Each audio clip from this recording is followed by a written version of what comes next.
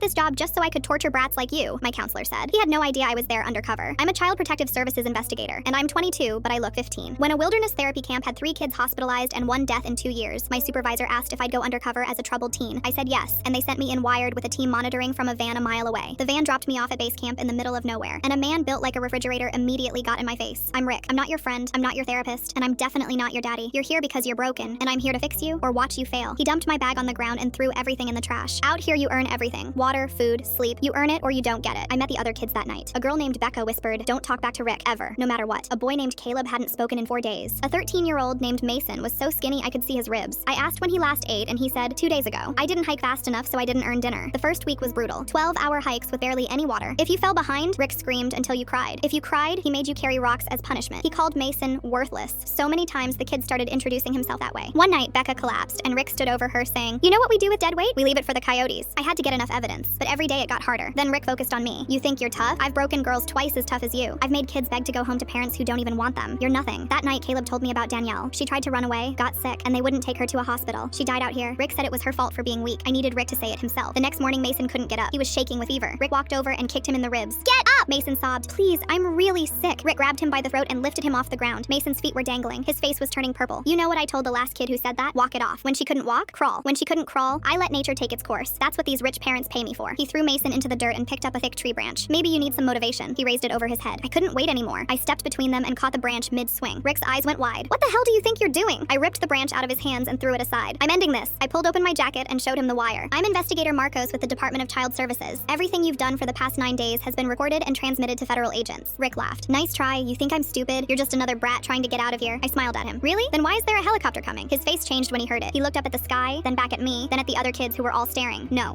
this is entrapment. This isn't legal. You kicked a 13-year-old boy in the ribs. You choked him until he turned purple. You told me you let a girl die, and I quote, "Dead kids don't talk." That's not entrapment, Rick. That's a confession. The helicopter landed and federal agents poured out. Rick tried to run. He made it about 10 feet before 2 agents tackled him face first into the dirt. They wrenched his arms behind his back and cuffed him while he screamed that this wasn't fair, that these kids were liars, that he was just doing his job. Becca stood up slowly, then Caleb, then Mason, still shaking, but on his feet. They all walked over and stood in a circle, looking down at Rick in the dirt. Becca spoke first. "You told me nobody would ever believe me." Caleb spoke for the first time in days. "You told me my parents gave up on me." Mason's voice was barely a whisper. "You told me I was worthless." I crouched down next to Rick so he could see my face. "You told me you were God out here, that nobody would ask questions, that the parents trust you and dead kids don't talk." I leaned closer. "Turns out this kid talks plenty, and you're not God anymore. You're just a man who's about to find out what happens when someone bigger than you decides you need to be broken." They dragged him to the helicopter screaming. Every kid watched him go. Mason grabbed my hand and squeezed it so hard I thought he'd break my fingers. "Thank you," he whispered. "Thank you, thank you, thank you." Rick got 25 years. The camp was shut down permanently. All 6 kids went home to their families, and I testified at every single hearing.